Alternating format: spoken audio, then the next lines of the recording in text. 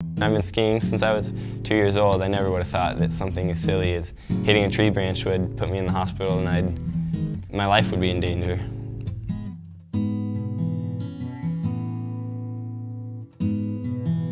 Well, the day we were skiing, it was actually a huge snowstorm. I mean, it snowed 21 inches and riding up the lift, and the most ironic thing is Austin's always doing jumps and stuff, and riding up the chair, and I'm like, well, today's a good day to be doing jumps. You can do whatever you want. And he's like, no, I don't want to do it, Dad, because I think I'm going to play basketball and I don't want to get hurt.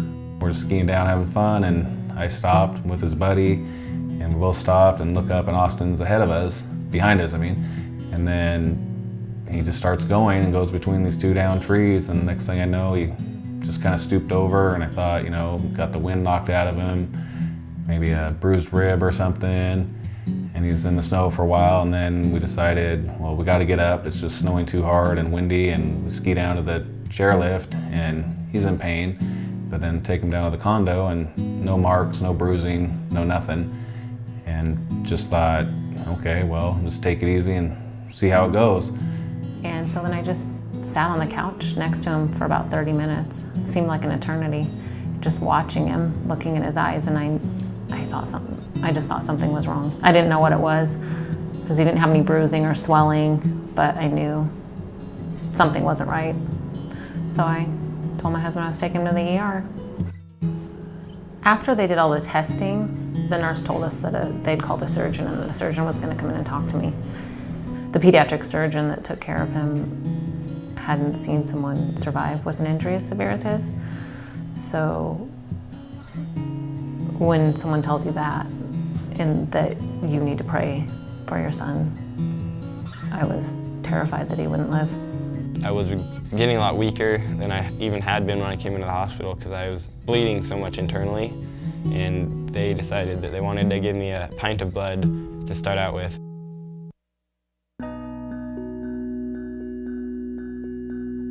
Well, the community blood drive, it struck us, and everybody just, you know, we were shocked. And the next thing you know, our phones are blowing up. We're getting texts from everybody. It really was the turning point, and not just for the donation, but the hope that it gave us. If something was to happen, there'd be enough blood. The only time I left the hospital was when I went to go donate blood. And I went in and I was filling out paperwork and waiting, and people kept coming in, and I kept hearing them at the desk saying that they were there to donate for Austin, and I didn't know them. And I remember walking up and giving some people a hug and telling them thank you for coming and donating, and that I was Austin's mom, and that they would probably never know how much it meant to me. When I found out how many people gave blood and how many other families possibly benefited from the blood that was donated in my name, I know how much it helped me when I was in the hospital, and I just hoped that it could help anybody else because it really makes an impact. The week that he got out of the hospital, I thought, we picked his high school classes. We decided between Spanish and French and pre-AP bio or regular bio, and I remember sitting there thinking, this moment is made possible by a miracle, by people that I didn't know, by the grace of God. I still have my family. And who would I be? What would my family look like if we didn't have him? I don't know.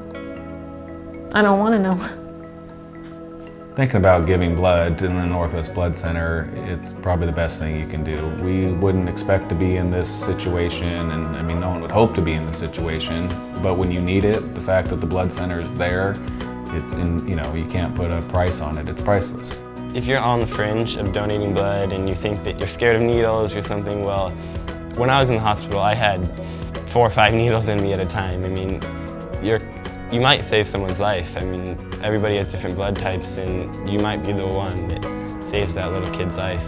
I would love to tell the people that donated that there hasn't a day gone by that I don't think about what you've done and how thankful I am that I have my son, and how different my life would be if I didn't. And to keep donating, because I'm not the only parent out there that feels this way.